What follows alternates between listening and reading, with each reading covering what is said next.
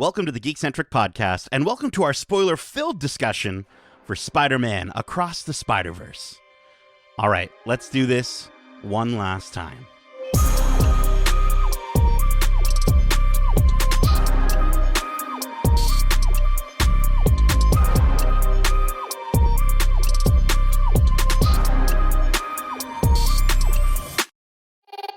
My name is Nate, and if you're joining us for the first time, we are Geekcentric, a podcast focusing on the world of movies, TV shows, games, toys, and collectibles, and all things geek-centric.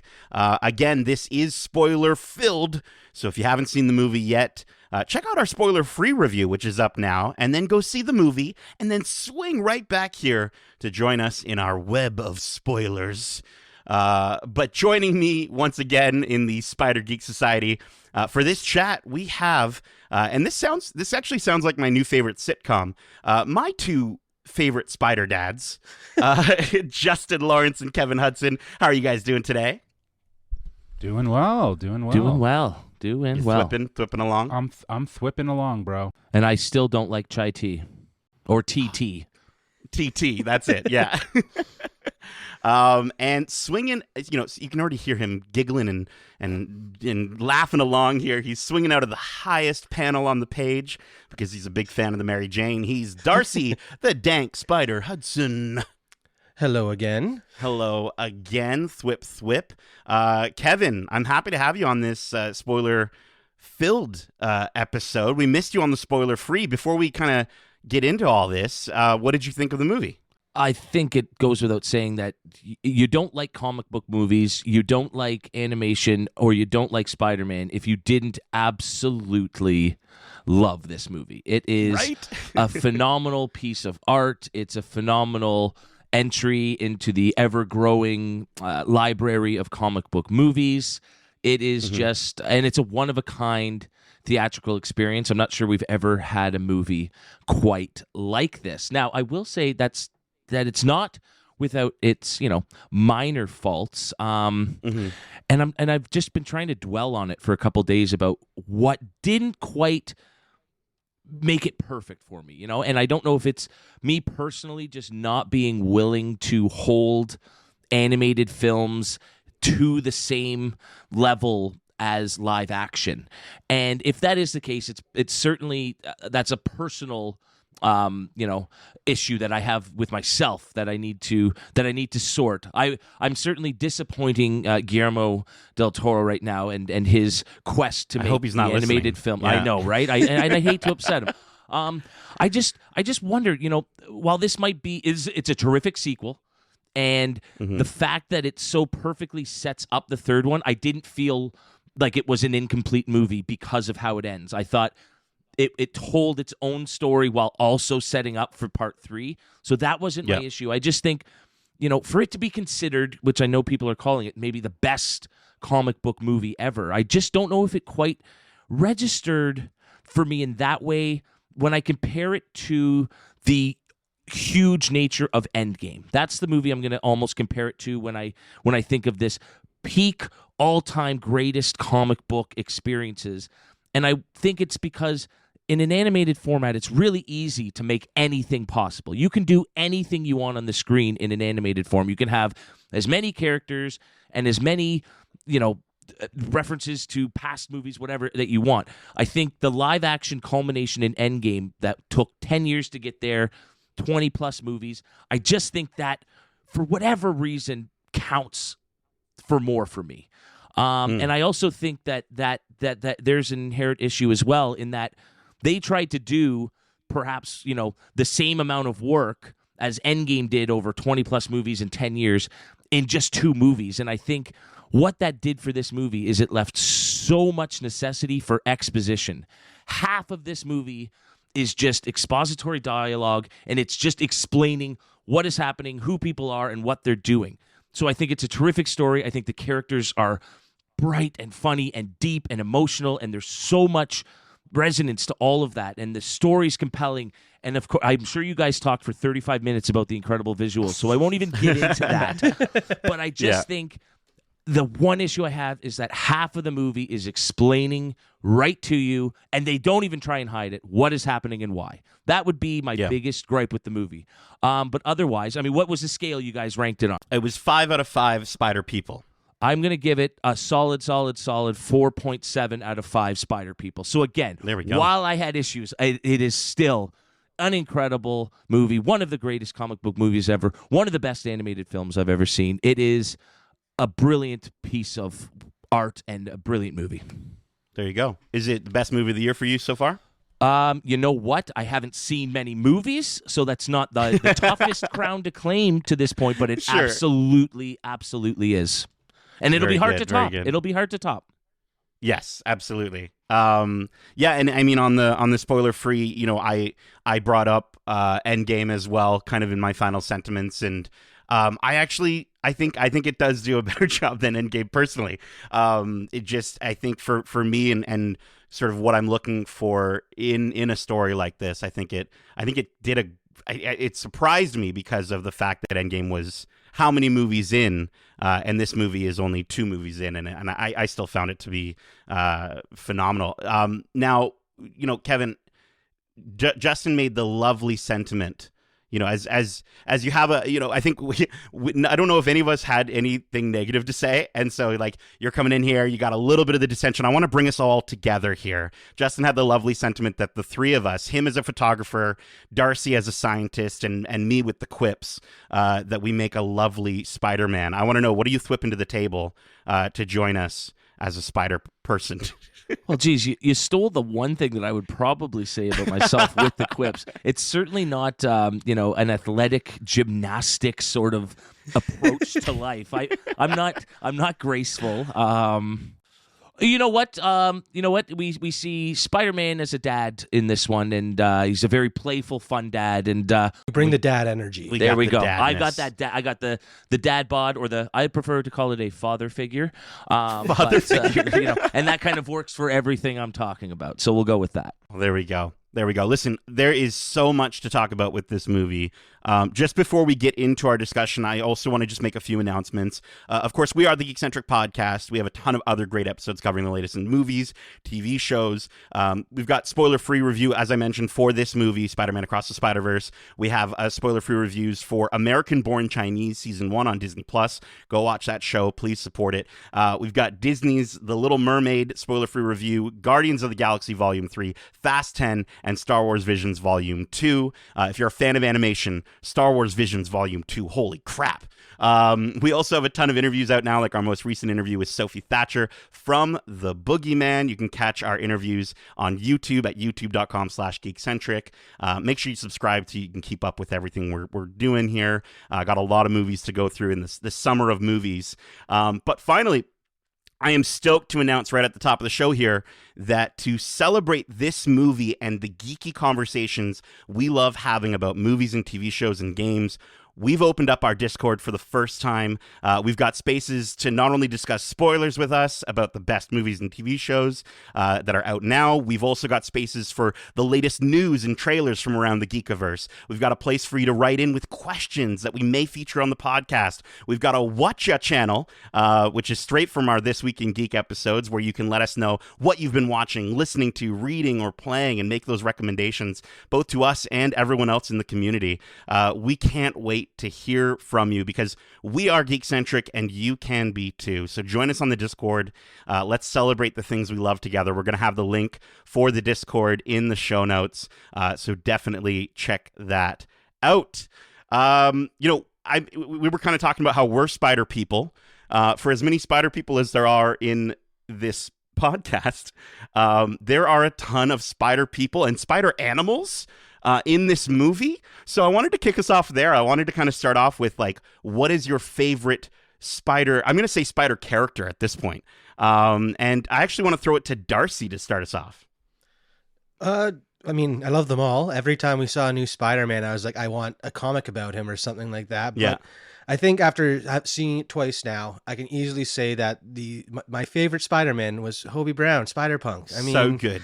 So everything excellent about him from the moment he steps on screen was captivating, and I just can't wait for more of his story because even as he's, like snatching all those gadgets from the lab as he's walking through, he's going to make an appearance and come back. And just the fact that he's helping Miles escape, like this guy's good at heart and wants to fight the system. And what bigger system is there to fight than, Miguel O'Hara and his Spider-Verse or Arachno-Human Multiverse, whatever it was. Whatever he called it. They're both stupid names. Yeah. But Hobie Brown by far was the best. So good.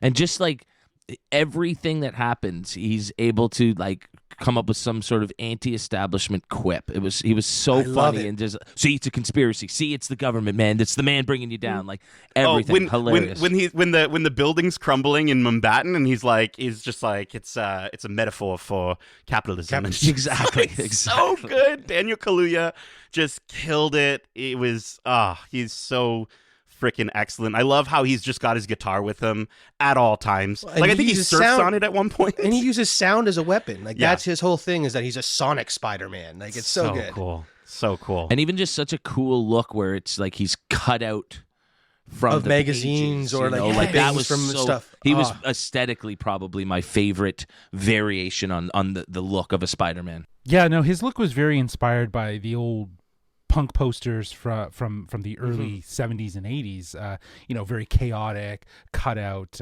very collage style.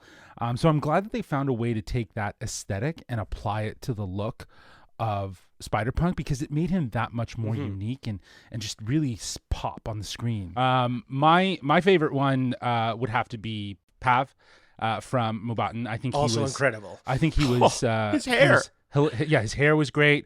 He was extremely charming, and very vibrant and eccentric. And I really enjoyed him. I thought he was great. And we got to spend a lot of time with him and see his world. And it was, his energy matched the energy of the world that he came from. So he was one of my favorites, of course, as well as Spider-Punk. I think Spider-Punk is going to be everyone's favorite, and Mm-hmm. they're going to have a fun time if they decide to do anything spin-off related with him. Yeah, absolutely. I loved Spider-Man India. There's such a fine line between confidence and arrogance. And he could have come across as arrogant, but like you said, Justin, he's so charming and just so good-natured that it's more confidence than anything, and he's such a delight on screen. So that was going to be my choice. So I'll just quickly say Andy Samberg absolutely kills it as Scarlet Spider. Like they figured that character out, and we're just like, who can put on like sort of the most over the top voice for a character, angst. Dramatic. He's sort of channeling Nick Cage as Spider-Man Noir. It's just a different version of that, and he was my favorite in the first one. So happy that we're going to get him in the third. So I thought Andy absolutely killed it. I hope he's not gone forever wherever he goes in the movie. If those characters meet, the conversation, and they just have like it gets so dark. It's just Can't wait. Well, doesn't someone campy. refer to him as emo? I think someone refers to him as emo at some point. Is he leaning on the pole with just in such angst? I think Gwen calls him emo or something like that, right? Yeah. So I love when he looks at the walls and he's just like, the walls, they're normal, and like he's like, But something is still wrong. What is it? something's still wrong. Perfect pose. For me, I think, and this is going to be, I want to say Mayday Parker. I really do. I think she just steals every little scene she's in. She's so adorable. And if you look closely, when Peter's putting her to bed, she's wearing cute little spider pig pajamas, which you gotta think that Spider-Ham gave those to him. Dude, like, if he's jumping through the multiverse, Spider-Ham's like, here, for your daughter. Yeah, here's some merch from my universe. Oh, it's so cute. She's so adorable. But my actual answer is Gwen Stacy, which is kind of a cop-out answer, kind of a boring answer. But I think Gwen's world is so beautiful and heartbreaking at the same time. I loved her so much in this movie, and I'd watch an entire Gwen Stacy movie if it looked like it did in her universe. I think the way they, every cut back and forth is a different color palette, and we talked about this in the spoiler free, but the matching of the emotions of her or her dad was so captivating, and I couldn't get over the way that they would use reflections in her scenes as well, where she's about to talk to her dad, and she's looking in the window, and her reflection is the Spider-Woman mask, right? And it just shows how she shares the same struggle with Miles and all Spider people of sharing her truth with her dad, because like we see her as Gwen in that moment, but she still sees herself as Spider-Woman. And I think that's such a beautiful way and such a heartbreaking way to kind of show that was in the reflections in those scenes. And I just couldn't get, honestly, I think every moment with Gwen in her world, I was just like, it's just so painterly, so beautiful. Yeah, no, I totally agree. And I love that they were able to find a way to run Gwen's story parallel with Miles. And really, we are talking about family, but it's really about identity and dealing with their identity. And I think that as you said, the way the space and the environment is used in Gwen's world to reflect emotions and colors, it's one of the standouts of why this movie is more than just an animated movie. It's a work of art. So good. Also, just quick shout to Webslinger. Yes. Why does the horse need a mask? Was such a great line. So good. Yeah, Webslinger is played by Taron Killam from SNL, and does such a good job. I just love how you didn't wait till 3 or whatever. You didn't count till 3. So good. But I think that's a really funny moment. I'd love to kind of, while we're laughing here and giggling, let's talk about some funny moments. Spider-Man is about the thwips. He's also, or they, I should say, are also about the quips. So I want to know, what was maybe your favorite funny moment? I know there's a ton of them in this movie, so it's hard to choose. But did anyone have any funny moments that stood out for them? I think my favorite funny moment or funny moments are those little one-liners that are thrown in at the end of a scene, or like the you didn't wait till 3 as he's falling away. And one of my favorite standout ones that the second time through, I remembered it, and it was just like, this is great. And it's when they're fighting in the Guggenheim and they cut off the head of that balloon dog sculpture. Yeah. And all the smaller balloon dogs fall out, and the one guy in the back's like, "Oh, that's cool." And just the stuff like that. The That was random mine, comments after. So Oh, good. so That good. was I mine, think it's yeah. a Banksy. Yeah, that was going to be mine. Was the guy who randomly showed up at the end there was just like, I think it's a Banksy, just like in the first movie. Like, those What are jokes are those so people good. doing there? Like, there's a massive, horrible fight going on. Well, they're the Guggenheim. It's an art museum, so it's like they are going to be there. But the Maybe fact it's like a that, show or a performance. It's an but art. just the fact that they were Yeah. able to connect that running gag from the first one, right? Like, Yeah. when the multiverse is breaking and this guy's like, I think it's a Banksy, and then Yeah, it's to the hear same that guy. line show up again, it's really nice, and it did surprisingly create a really big roar of a laugh from the audience, and I think that's in part because it's Banksy, but also in part because It's a fans, callback. Yeah, it's a callback for So fans. good. Love those little things. Kevin, anything stand out to you for quipping? That was literally what I had prepped, was the Jeff Koons statue falling over. Oh, cool. I think for me, this is spoiled in the trailers, but I love the spider therapist. I think just seeing Peter crying in the office, and then I looked at my uncle, and let me guess, he died. And it's so well delivered. The voice of spider therapist is Michael Rianda, who's actually the director of another fantastic animated Sony movie called The Mitchells versus the Machines. So I love that he had that moment to kind of do that there, and then just the massive explosion of all the spider people just popping through is so good. Well, see, and that's an actual funny reference to the Uncle Ben dying, unlike in our theatrical experience when the lady behind us started laughing at one of the most heartfelt moments as they're all connecting over their shared grief. Grief It's like, no, of that was Ben the dying. joke, lady. That was Yeah. the joke. Yeah, it's tricky when we go to fan events. I think there's pros and cons to fan events, right? There's pros and cons. So we've got the energy in the room, but sometimes you just have the one person in the room that's just laughing at the wrong time, and it was just a little bit cringe. Not reading the room. Not reading the room. reading well the enough. room. But I was reading every single room of this movie for all the Easter eggs and little details that are probably, I could watch this movie a million billion times and still not catch all of them. And, unfortunately, New Rockstars hasn't come out with their list of all the things yet. Well, because that'd be an hour long. It's going to be at least to parse it down. I think so, at least an hour long, and they still won't get everything. But I want to know from you guys, favorite Easter egg, sort of moment in this movie. I know it's tough to choose. Well, I think the one that I really, really liked, because it just the potential for future movies, also given the fact that there's been rumors, or I guess a bit of a soft confirmation from Amy Pascal, the producer of this movie and producer at Sony Pictures, that a Miles Morales live action movie is in the works. And I think that seeing Childish Gambino, Donald Glover as the Prowler does kind of set that up as being something that could be possible. He could be the Prowler for whatever universe of Miles Morales' world that we see in live action, and that could be the first hint of what we just saw, because I think that would be a very smart way to connect all those dots, if you will, and to connect the Spider-Verse to the larger to the larger story of Sony's Spider-Verse world that they're doing. Yeah. Because you guys said after the movie you don't necessarily think that that's the same version of Donald Glover from the MCU necessarily, right? Well, he's obviously older. He has a beard. He looks more like the Uncle Aaron that is from this world, because he has that longer beard. He has a little bit of gray in it.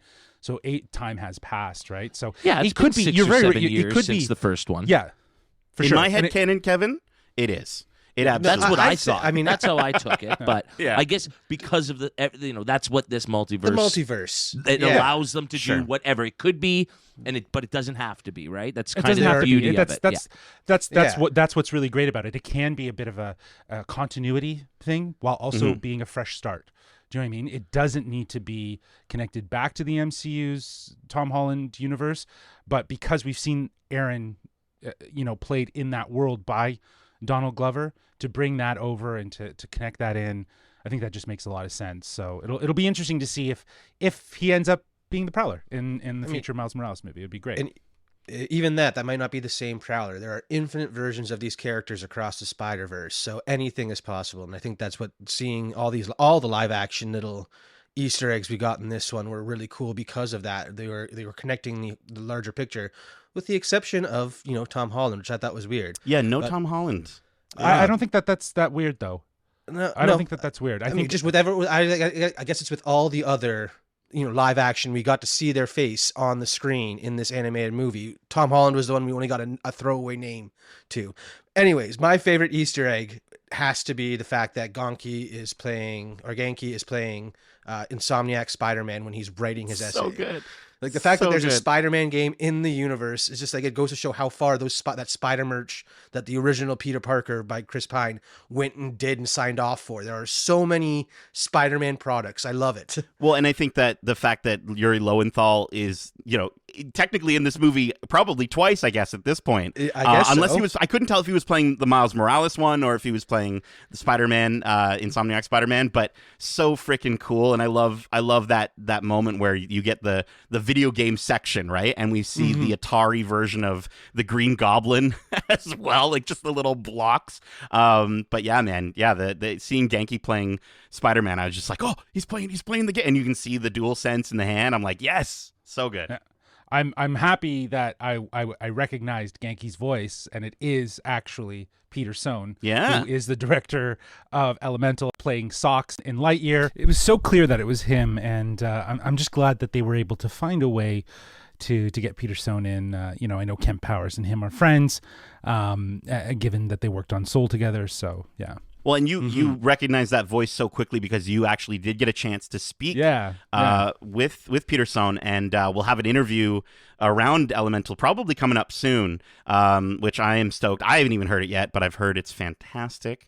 I think, for myself, mine was also the Donald Glover thing. I think one of the things that's also amazing about that, and I'm sure a lot of people already know this story, but when Amazing Spider-Man was in production, the episode of Community came out that featured Donald Glover in a Spider-Man costume, and Brian Michael Bendis saw it and decided to create Miles Morales because of that, literally that small little moment. And then in the Ultimate Universe, in the animated, Donald Glover played or did the voice of Miles Morales.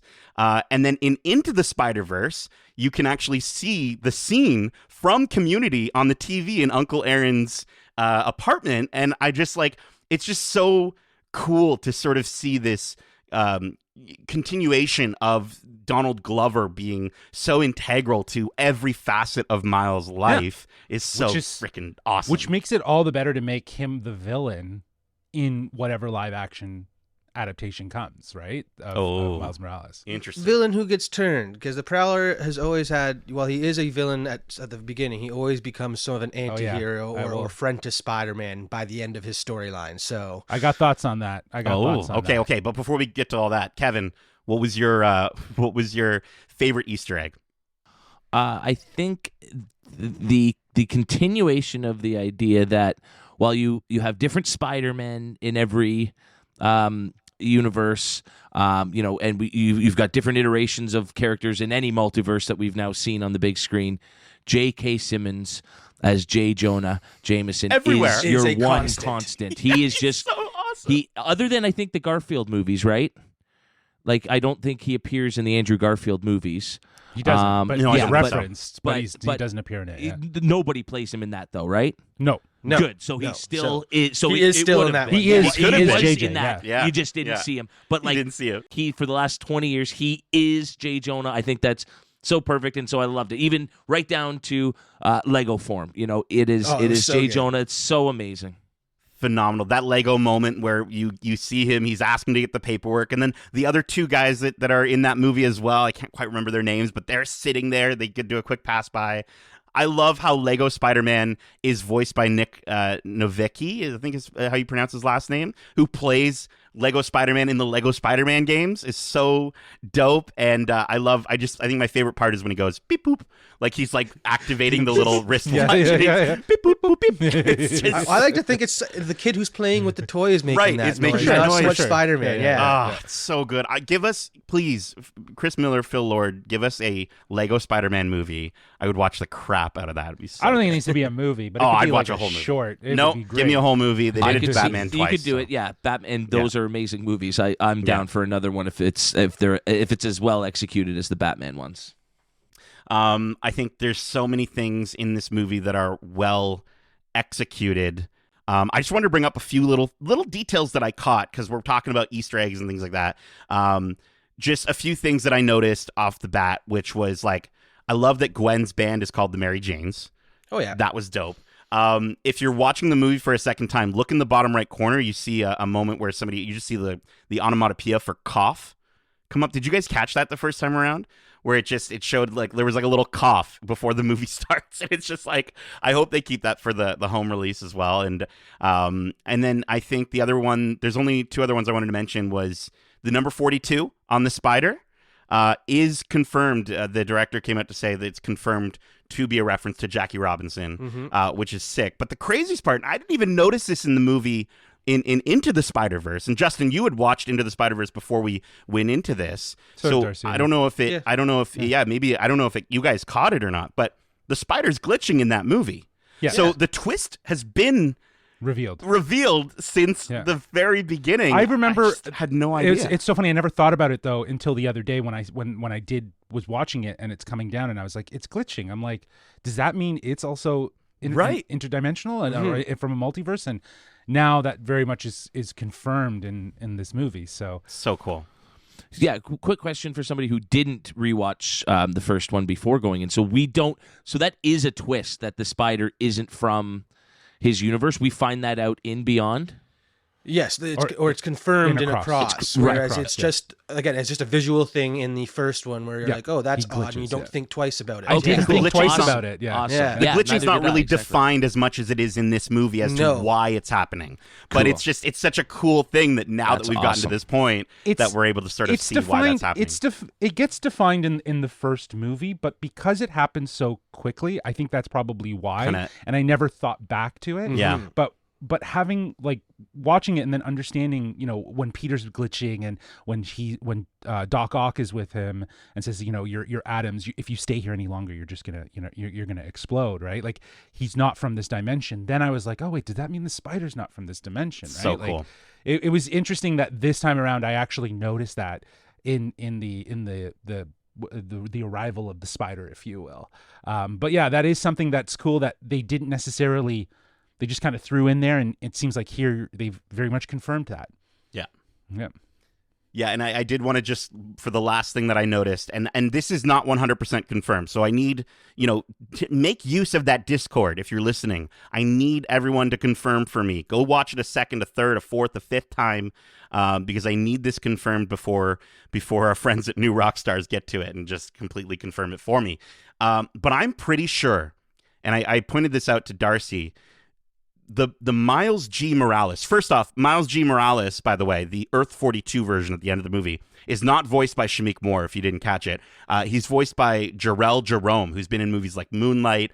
He was in the series When They See Us. He's absolutely fantastic, and I can't wait to see him in Beyond, or hear him in Beyond. But I am positive that we actually get a glimpse at Miles G. Morales early in the movie in the origin story of Spot. When they're showing the spider in that universe being worked on, for like a brief second, you see the braids on the back of the head of a character, and I was just like, I quickly turned to Darcy. I'm like, that's Miles G. Morales. Like, I was almost positive, and I think the coolest thing about that is that if that is Miles G. Morales, then maybe he's interning at Alchemax, and that's how he's able to kind of get the technology to become the Prowler. And I think that just fits so perfectly, and I really hope that's the case, because I love when movies do that. I love, Wakanda Forever, spoilers for Wakanda Forever, but his son is earlier in the movie, right? And when Nakia goes to visit, and I love when they do that in movies.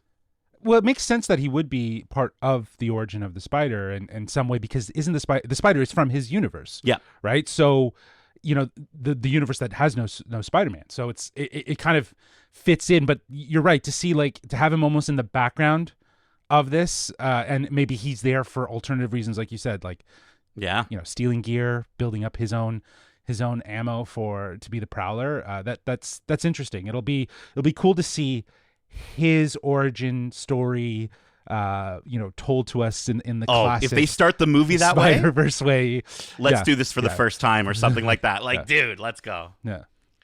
Yeah, I mean, I think when you nudged me, Nate, and I noticed a flash of something too, and I think the confirmation for me came later on in the movie when we see Spot, or the foretelling of what is going to happen to Captain Davis, and it was kind of it was interspliced in him there. with the Inspector Singh, like the two of them are flashing back and forth, so it was changing. So it's like the Spot does see all realities at once or whatever when he's in this in between world or whatever. So cool. That was to me. That was like that. Definitely, Nate definitely saw something, and he's on the right track there. I think. Good. So. Yeah. Good. Okay. Yeah. Take that, New Rockstars. But I wanted to kind of get to the end of our conversation here. I could talk about this movie for another million hours, but I want to talk about what's next. I think, we get to the end of the movie, we get the twist, the reveal that the Prowler in Earth 42 is Miles G. Morales. On the news, we hear Sinister Six Cartel from J. Jonah Jameson. And so I wanted to kind of get your guys' thoughts. I want to know what are you predicting? What's next for these characters? What's going to happen? And Darcy, as our resident comic book expert, I want you to kick us off here.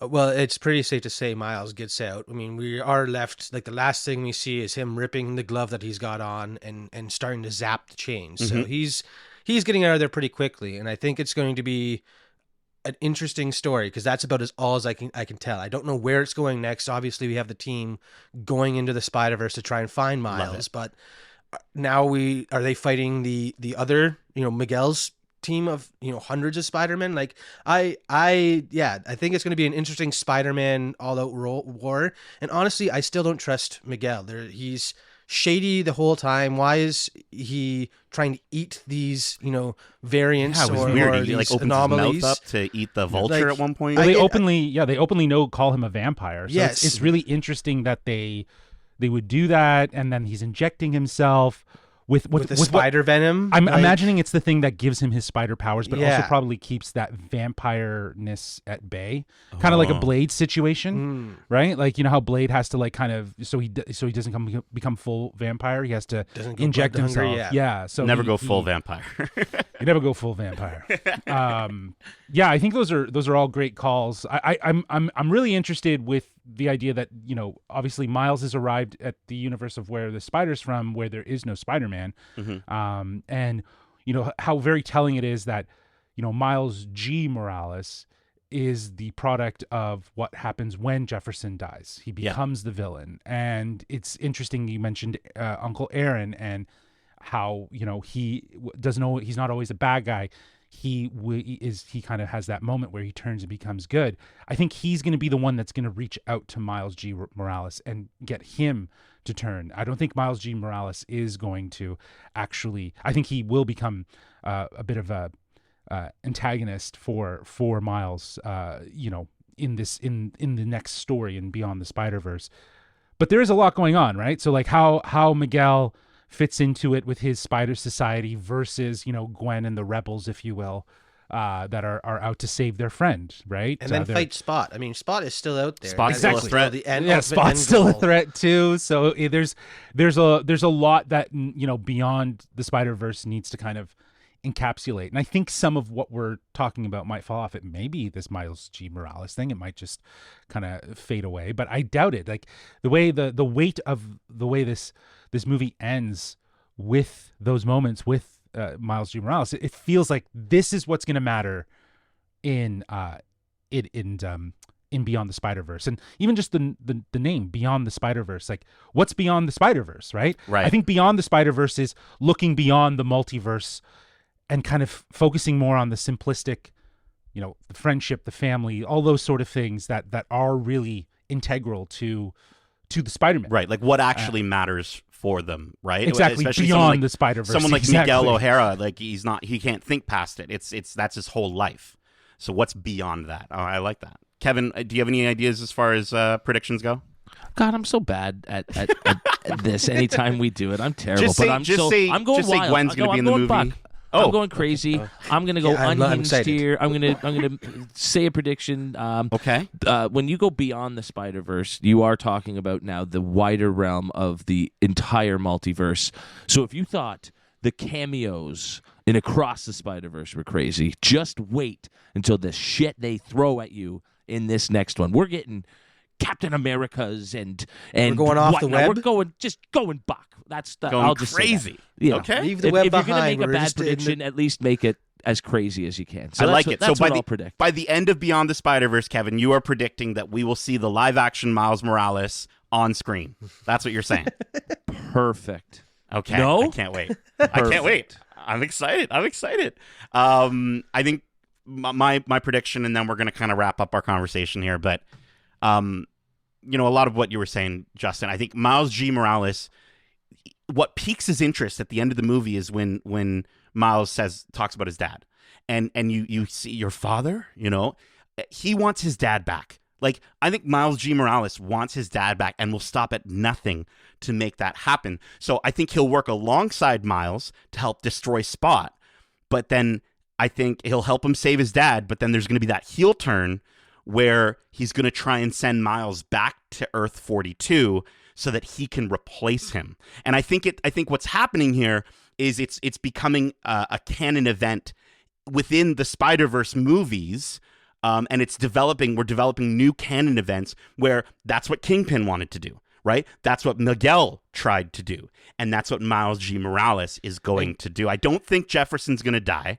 I think Miles, I don't think Miles' universe is going to be lost.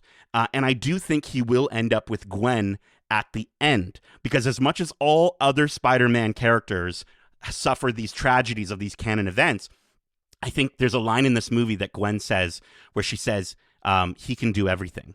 He can do everything. And I think that's it. I think, because he's a Spider-Man that wasn't supposed to be, he's an exception to Yes. these rules. And I think that's going to be sort of the, kind of the Neo. He's the For Neo sure. of this universe. They were hinting at it very heavily, though, in the final moments of the movie where they're referring to him as the anomaly, the one that wasn't supposed to be. He's the one.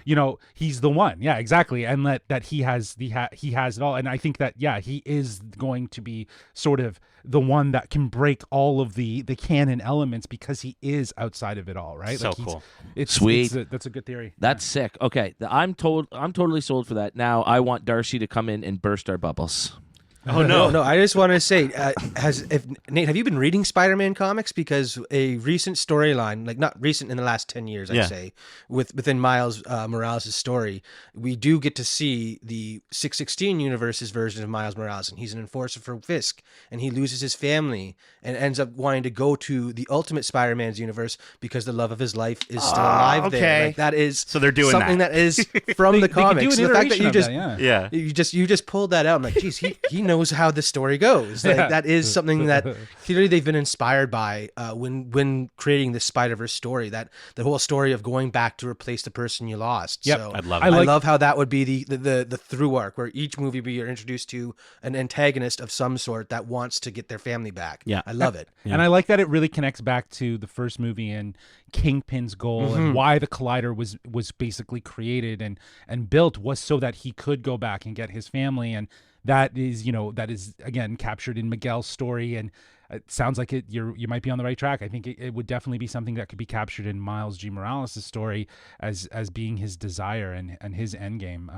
I like that idea. I think that works really, really well. But they were giving us mad Matrix vibes towards the end there, where he's like swinging through the rain and it's all green city and the city's all like neon, like it almost looks like cyberpunk, fused with a bit more, very cyberpunk actually, and with a little bit of that Matrix like high end. But You just need I a could see Rage them Against going the that full. Machine song playing. That's what I mean. And then you need like multiple Smiths, right? Yeah, Or like and then multiple that's the Moraleses reveal or- that's what's beyond the Spider-Verse is the Matrix. It's just the Matrix. Oh no. Kevin, write it. Go write it right now. Wachowskis had found a way They to get found in a way. this. Listen, on that note, that is it for, as I said, I think we could talk about this movie for a million years. We will be And I think we talking will about be it talking for a about this movie million for a years. million years. I think Yeah. we're going to continue to talk about this movie. But that is it for now for our spoiler-filled discussion of Spider-Man Across the Spider-Verse. And I say for now because we have opened up a channel on our Discord. Please continue the conversation. I want to hear your theories, your thoughts. Are we all wrong? Are you positive that Captain America is going to be in the next one? Who would you cast as a live-action Miles Morales? And so definitely hop onto that Discord and join the conversation. We'd love to have it with you. We hope you enjoyed this episode. And if you did, make sure to subscribe to us wherever you like to listen to podcasts, if you haven't already. And if you want to write into the show with your thoughts on this movie or any of the movies or shows we cover, I'm going to use the Go Home machine to send you over to Justin to let you know how you can reach us. Well, they can reach us at wearegeekcentric@gmail.com. That's wearegeekcentric@gmail.com. Or they can reach out to us on Twitter at geekcentricyt or on Instagram at wearegeekcentric. And on that Discord. It is a hot geek summer. We've got so much to look forward to. We've got our coverage of Transformers Rise of the Beasts, Indiana Jones and the Dial of Destiny, and Pixar's Elemental, and so much more. It's going to be a busy time. Speaking of Elemental, we do have a giveaway going on over on those socials that Justin just mentioned. We've partnered with our friends at Disney Studios Canada to give away some tickets for you and a friend to go see Disney and Pixar's Elemental early on June 14th. So we're going to be giving out tickets to screenings across Canada, across the Spider-Verse, across Canada. So go check out those socials for full details. Justin, Darcy, Kevin, thank you so much for joining me for this thwippin' and quippin' spoiler-filled discussion. And as we say, with great power comes great responsibility. Love ya. Laters. Get home safe, guys. Peace.